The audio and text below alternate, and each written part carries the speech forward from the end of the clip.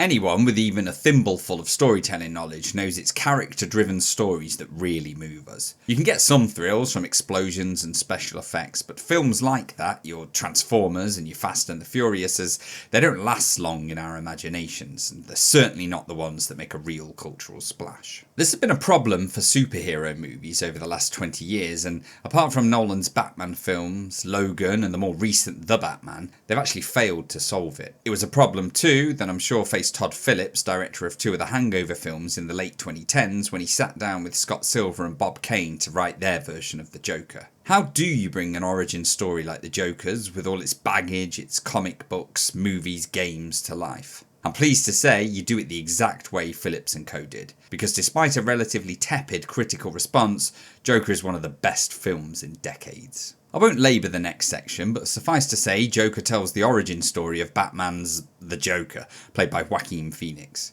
Arthur Fleck, the man who becomes Joker, is a psychologically troubled, aspiring stand-up comedian who lives with his mother in a rundown flat in troubled Gotham City. When he gets fired from his day job as a professional clown, Arthur ends up in an altercation on the subway that leads to the deaths of 3 men. Fleck spirals downwards from there, using his newfound free time to look into his past, that of his mother, and connections with Batman's father, Thomas Wayne, played by Brett Cullen. When Arthur performs a stand-up show that goes viral on TV, he gets a call from the production team of late-night show host Maury Franklin, played by Robert De Niro, inviting him on. Sensing his chance for fame, Arthur accepts. But can he get a grip of his spiralling mental health before he does something even worse than the incident on the subway? Okay, it's pretty much mandatory that the first thing you talk about in a review for The Joker is Joaquin Phoenix's Oscar-winning performance. Phoenix has been a superb actor for a long time now. In fact, I'd say he's starting to creep into the realm of Hollywood's really big hitters, and I don't think I've seen many more deserving Best Actor winning performances than his in Joker. Phoenix is magnetic from minute one. It's an absolute tour de force of a performance, requiring so much of him. The 28-kilogram weight loss, the movements, the emotions, the psychological side, the dancing. It's hard to think of anyone other than maybe DiCaprio who could have done it as well. The range of emotions is stunning. Vulnerability, humour, kindness, embarrassment, anger, rage, regret,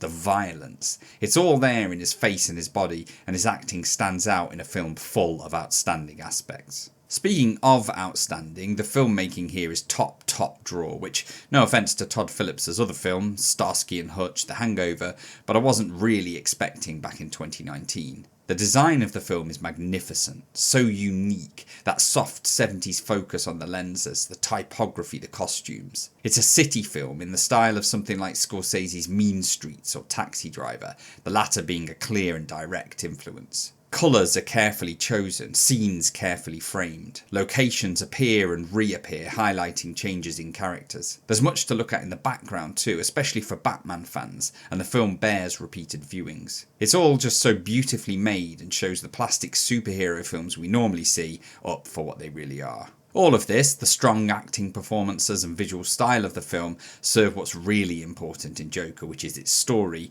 and particularly that of the character Arthur Fleck. Arthur's descent, I hope I'm not spoiling anything there, to madness, and his final form as the Joker is a perfect piece of tragic storytelling. At the start, he is a kind, vulnerable man who attempts to make kids laugh on a bus for no reason other than to see them happy. By the end, after the city of Gotham has chewed him up and spat him out, he's insane. Except Joker turns this on its head a little and asks the audience a question. Is Arthur really insane, or is it the system that mistreats him and his kind the one at fault? If that sounds a little inane and old hat, it's done with such care in Joker and with such character-based focus that it doesn't come across as forced at all. Rather, it tugs your emotions. By the end of the film, you know something awful is coming, but because of the work done in its story, when it happens, you really care about Arthur. That is the #1 job of anyone writing an anti-hero, and Todd Phillips and co nail it here. I'd be remiss in this review not to mention Joker's soundtrack too, which also won an Oscar. Composed by Hilda Guadagnier, apologies if I've mangled that Hilda,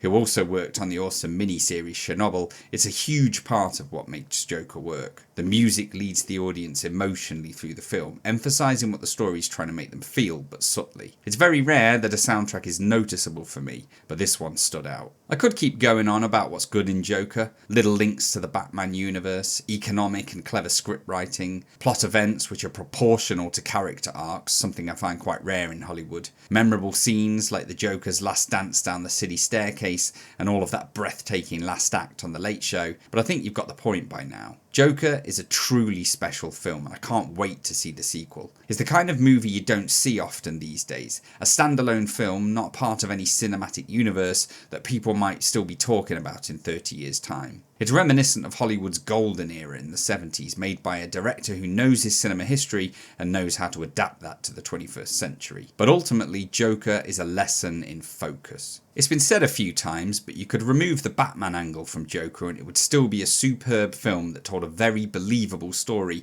of a psychologically damaged, powerless man's descent into chaos and violence. It's riveting, far more so than all the pyrotechnic superhero films we see, and it shows that if we're going to carry on with this 21st century obsession with people in capes, make it small, one character, show us the detail, think about what you're showing us and why. Because if you do, like Todd Phillips did in Joker, you can make a masterpiece.